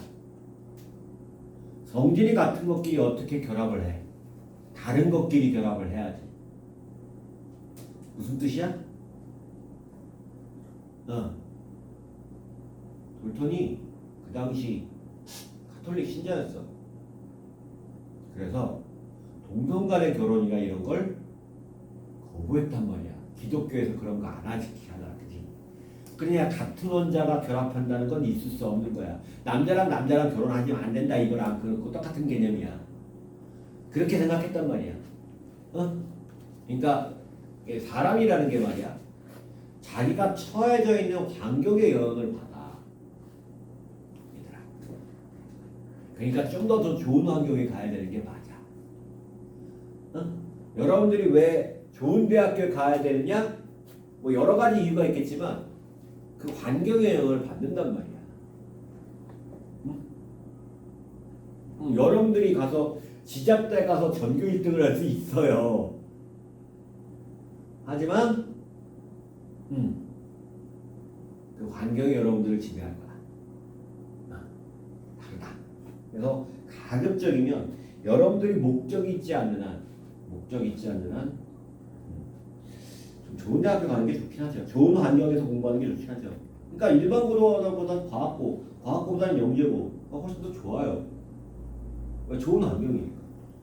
그럼 더 많은 걸 배울 수 있고 더 많은 걸 알 수 있다는 거죠. 어쨌든 그래서 아보가드로를 배척을 했어요. 돌턴이 아보가드로를 배척해서 저 새끼 병신이야 그래가지고 아보가드로가 대학교에 쫓겨나게 돼요. 왜? 돌턴이 그 당시에는 거의 화학의 신이라고 했잖아. 그래서 원래 돌턴이 화학을 학문으로 만든 사람이란 말이야. 마틴에서 학문으로 만든 사람이란 말이야. 그래서 화학의 아버지라고 불러요. 그래서 돌턴이 화학을 한 200년 정도 발전시켰다고 해요. 그런데 이 아보가드로를 배척함으로써 한 50년 전을 퇴보시킵니다. 아보가드로 분자설이 맞잖아요. 그죠? 맞는데 그렇게 되죠. 어쨌든 그렇게 되고요. 자, 그 다음 페이지에 나오는 몰과 아보가드로 기체의 부피는 자, 요거는 이제 화학에서 고등학교 화학에서 배우는 얘기입니다. 되게 중요한 얘기 중에 하나인데요. 알아두면 되게 어려운 거 아닌데요.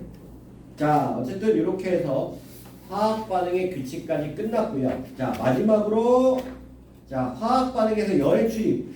자, 이 두 가지만. 자, 화학 반응에서 자, 이 화학 반응을 하면서 물질 변화만 일어나는 게 아니라는 얘기예요. 물질 변화만 일어나는 게 아니고 뭐까지 변하느냐?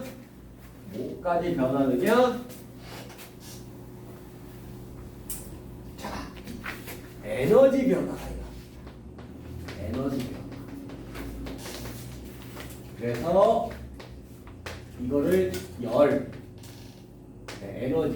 열의 출입이라고 얘기하죠. 자, 그래서 뭐가 있냐? 발열 반응이 있고요. 흡열 반응이 있어요. 오케이? 자, 발열 반응은 자, 반응물이 가진 에너지하고 생성물이 가진 에너지를 비교해 보면 자, 이렇게 낮아지는 거예요. 반응 시간에 따라서 반응이 진행되면서 반응물의 생성물로 이만큼 열이 바깥으로 뿅 하고 빠져나오는 반응을 발열 반응이라고 합니다. 그러면 어떻게 돼요? 주변 온도가 상승을 하겠죠. 그죠? 주변 온도가 상승을 해요. 자, 반면에 흡열 반응은 자, 반응물에서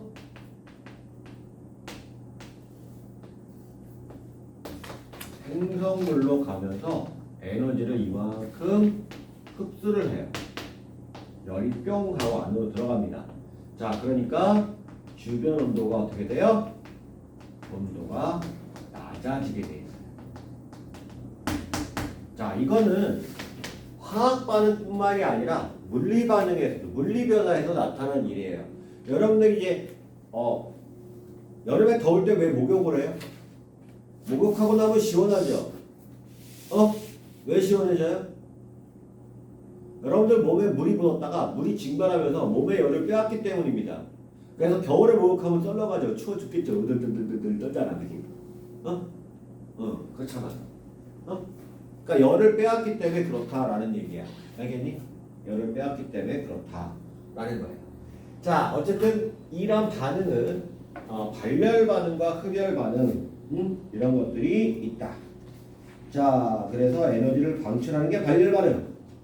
주위 온도가 높아진다라는 얘기하고요. 연소 반응, 산화칼슘과 물의 반응, 철과 산소의 반응. 자, 철과 산소 반응, 그러니까 철이 녹쓰는 반응이 원래 발열 반응이에요. 그래서 여러분들 이거 좀 빨리 철이 녹슬게 해가지고 하는 게 여러분들 겨울에 쓰는 손난로 있죠. 까만 가루 들어있는 거. 그러니까 그 철가루하고 활성탄하고 이제 넣어서 산소랑 반응시켜서 빨리 이 연소시키는 거예요. 그러니까 빨리 연소라기보다는 빨리 녹슬게 하는 거예요. 그래서 열이 발생하는 거죠. 다음에 산과 염계 반응, 금속과 산의 반응, 뭐 이런 산의 용해 반응 이런 것 등이 있다라는 얘기죠. 자, 그 다음 페이지의 흡열 반응은 마찬가지로 에너지를 흡수해서 나오는데, 자, 이거 뒤에 보시면, 자, 수산화반응과 염화암모늄의 반응이 있습니다. 거기 수산화반응과 염화암모늄 왜 밖에 누구 있죠? 거기 보면, 자, 이 45페이지에 수산화반응과 염화암모늄이 있거든요. 자, 그 나무판에다가 물을 묻힌 다음에요, 그 위에다 삼각 플라스틱을 올려놔요. 그 다음에 그 안에다가 수산화반응과 염화암을 넣고 저어주게 되면 얘가 흡열 반응이 일어나면서 주변의 열을 흡수해버리기 때문에 주변이 시원해져요. 그래서 밑에 있는 물이 얼어버립니다. 그래서 딱 들면 나무판이 들어올릴 정도로 얼어버린다는 얘기예요. 한번 해보고 싶죠? 되게 신기할 것 같죠? 안 하는 게 좋아요. 왜 안 하는 게 좋냐? 수산화반응과 염화암모늄이 반응하면서 뭐가 발생하냐면 암모니아 기체가 발생합니다. 기가 막힌 냄새가 나요. 옛날에 선생님이 이 실험을 했다가 애들한테 원정을 얼마나 받았는데, 강의실에 이렇게 실험했다가 야 들려 올리지, 젖는 순간 애들이 선생님 저 도망갈래요, 저 나갈래요, 막 냄새 장난 아닙니다. 여러분 그냥 암모니아 냄새 별거, 화장실 냄새가 암모니아 냄새라고 생각을 하잖아요, 그죠? 맞아요, 맞는데 되게 약한 암모니아 냄새예요, 그 냄새는. 여러분들이 암모니아 냄새를 코에서 확 맡잖아요. 아마 평생 기억이 남을 겁니다. 평생 기억이 남을 겁니다. 얘들아, 근데 그 암모니아 냄새 100만 배만 되는 냄새, 그 냄새에 100만 배가 되는 냄새가 나는 물질이 있어. 흔히 말하는 찌린내의 초고농축 물질이 있어. 이게 뭐냐면 피리딘이라는 물질이거든. 피리딘.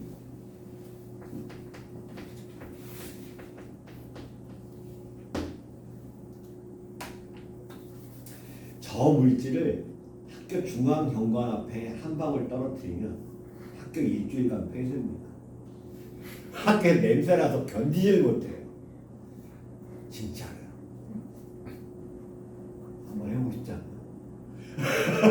학교 중앙 한 방울. 선생님이 원래 저 피리딘이 어디 쓰냐면요, 염색할 때 쓰거나 아니면 실제로 그 반도체 만들 때도 쓰이고요. 되게 많이 쓰여요. 피리딘이라는 물질이 용매로 되게 많이 쓰이거든요. 그래서 이제 근데 이게 분해가 잘 안 돼요. 분해가 잘 안 돼서 이 폐수를 처리할 때 그냥 버려버립니다. 분해가 안 되니까. 그래서 이 선생님이 안산에 있는 공장들 같은 데다 이제 사정사정 해가지고 이제 폐수를 얻어와요. 왜 폐수를 왜 안 주냐면요. 폐수를 분석하면요. 그 공장에서 무슨 짓을 하는지 다 알아낼 수 있거든요. 그러니까 산업 비밀이에요. 산업 비밀. 내가 무슨 공장에서 뭘 하는지를 다 알아낼 수 있기 때문에 폐수를 가는데 교수님하고 이제 안산의 공장에 가요. 그 공장 가서 막 공장에서 사장들이랑 교수님이 막 얘기하고 그러면 이제 우리는 이제 뒤에 가서 이제 대학원생들은 뒤에 가서 이제 폐수통에다가 떠가지고 이제 그럼 저희 먼저 가겠습니다. 우리는 지하철 타고 오죠. 지하철 타고 오는데 그럼 지하철 4호선이 거기 안산까지 간다. 안산에 있는 거기 안산 안양대 근처에 공장 많거든. 거기서 이제 폐수 떠가지고 이제 성균관대학교를 오려면 이렇게 전철을 딱 탄단 말이야. 폐수 딱 들고 탄단 말이야. 근데 갑자기 사람이 점점 극한의 사람이 없어져요. 냄새 때문에. 우리는 이제 항상 맡아놨으니까 마비가 돼서 모르는 거야. 근데 사람들은 이게 무슨 냄새야? 그러면 안 들어와. 점점 극한의 사람이 없어져. 텅 비어. 텅 비어. 퇴근 시간 돼서 사람이 되게 많아야 되는데 텅 비어. 누워서 오고. 그랬던 기억이 나요. 어쨌든 이 실험은 별로 안 하는 게 좋아요. 재밌긴 해요. 진짜 딱 달라붙어요. 엄청 시원해지고요. 딱 달라붙어요. 자, 탄산소 나트륨이 열분해 되는 과정. 탄산소 나트륨이 뭐라고 그랬죠? 소다요, 소다. 열분해 되는 과정이나 질산암모늄이 용해되는 과정이나 식물의 광합성도 흡열 반응입니다. 흡열 반응이다 라는 얘기를 하고 있고요. 자, 그럼 발열 반응이나 흡열 반응 옆에 이용하는 예들을 알고 있고요. 자, 그 다음 장에 보시면 손난로 만드는 거 거기 보면 소금, 질석, 숯가루, 철가루의 부직포. 왜 부직포를 쓸까요? 부직포를 써야 산소가 들어갈 수 있으니까요. 비닐봉지에다 집어넣으면 산소가 못 들어가죠. 밀폐시키면. 그죠? 부직포는 공기는 통과시키잖아. 그러니까 산소가 들어가서 산화 반응을 하게끔 하려고 되는 거고요. 자, 그 다음 페이지에 48페이지에 보시면 비열과 열량. 이거 비열이라는 건 이제 물리에서 배웠던 얘기고요. 자, 화학 반응에서 출입하는 열량 측정하는 게, 그러니까 화학 반응에 어떤 이제 통 안에다가 플라스틱 통, 그러니까 이제 스티로폼 통 안에다가 자 여기 물을 집어넣고요. 물 안에서 화학 반응을 시켜요. 그럼 열이 발생해서 얘가 온도가 올라갈 거 아니야. 그지? 자, 그러면 여기서 열이 발생하니까 물이 얻은 열량을 우리는 뭐라고 가정하냐면 화학 반응에서 화학 반응이 아닐 수 있으니까 반응에서 방출한 열량이다라고 가정을 해가지고 이게 가정이에요. 가정. 실제로 바깥으로 빠져나가잖아요. 그죠? 가정해가지고 이제 열량을 측정하는 건데, 자, 문제는 바깥으로 빠져나가는 열이 많으니까 빠져나가는 열이 많으니까 그 밑에 통열량계라는 걸 만들었습니다. 통열량계라는 걸 만들었는데, 자, 물 안에다가 바깥에 이제 단열 용기가 있는 거에다가 물을 집어넣고 그 안에다가 금속통을 집어넣어서 금속통 안에서만 반응을 시키는 거예요. 그러면 거기서 반응해서 열이 발생했다. 그럼 금속통을 데우면서 그 금속통이 데운 게 물을 데우겠죠. 그죠? 그럴 거 아니에요. 그죠? 금속통이 얻은 열과 물이 얻은 열을 다 합하면 거의 빠져나가는 것 없이 다 얻어낼 수 있어요. 그래서 이 통열량계를 많이 쓰는데, 이 간이열량계와 통열량계의 차이점이 있습니다. 차이점이 뭐가 있냐면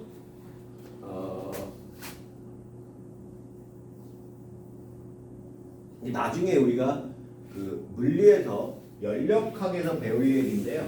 연력학에서 배울 얘기인데, 예.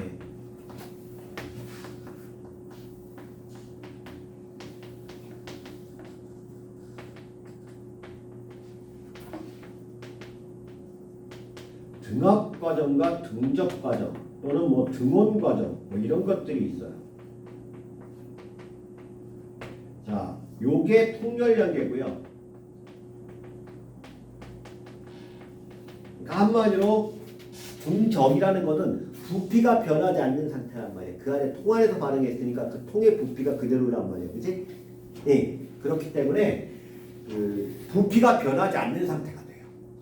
자, 반면에 등합과정은 압력이 일정한 상태라서 간이 열량계 같은 것이 열량계가 등합과정 압력이 외부의 압력이랑 똑같은 거 아니야, 그치? 그래서 얘하고 얘에서 발생하는 열하고 얘에서 발생하는 열이 좀 달라요. 근데 그걸 무시하고 써요, 일반적으로. 왜? 인간이 이 차이를 못 구해내요. 구해낼 수 있을 것 같죠? 못 구해내요. 이 차이를. 왜 못 구해내는지는 나중에 보시면 압니다. 왜? 분자가 너무 많아서. 그래요. 어쨌든 그렇다. 자, 이렇게 열량을 측정하는 것까지 했습니다. 자, 되게 많은 물량을 한꺼번에 다 해서 많이 어려울 텐데요. 어려울 텐데, 자, 일단은 여러분들이 최소한 개념 확인 문제라도 한 번씩은 풀어보는 게 도움이 될 거고요. 도움이 될 거고, 다음 기회에 문제풀이가 될 수 있으면 하면 좋겠네요. 네, 어쨌든 오늘은 이번 수업이니까 좀 일찍 끝낼게요. 빨리 끝내는 게 좋겠죠? 그죠? 문제풀이 안 하고 바로 끝내도록 하겠습니다. 오케이. 수고하셨고요. 이게 여러분들이 이제 원래 와야 될 시간에 안 와서 이렇게 보강하는 것 앞으로는 이런 일 없을 거니까 미안해요. 이거 미안한 내가 이거는 학원에서 미안한 일이에요. 네, 미안합니다. 앞으로 이런 일 없도록 할게요. 알겠죠? 오케이. 수고들 하셨습니다. 끝.